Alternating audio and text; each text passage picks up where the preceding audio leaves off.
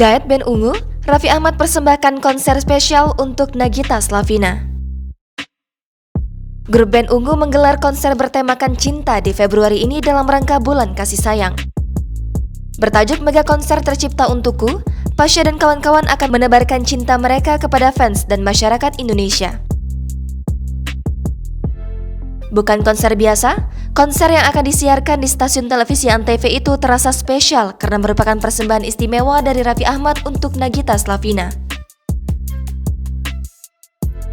Hal ini sebagai bentuk syukur atas kebahagiaan mereka mengarungi biduk rumah tangga hingga dikaruniai 2 buah hati.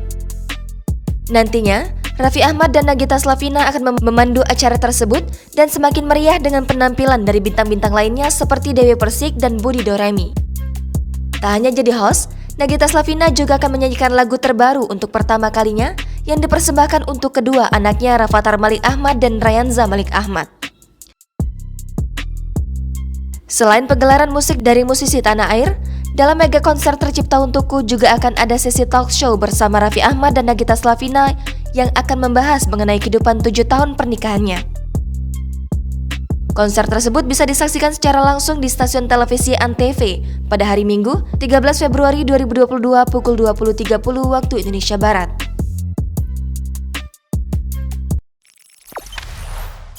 Jangan lupa subscribe, share, komen, dan like ya!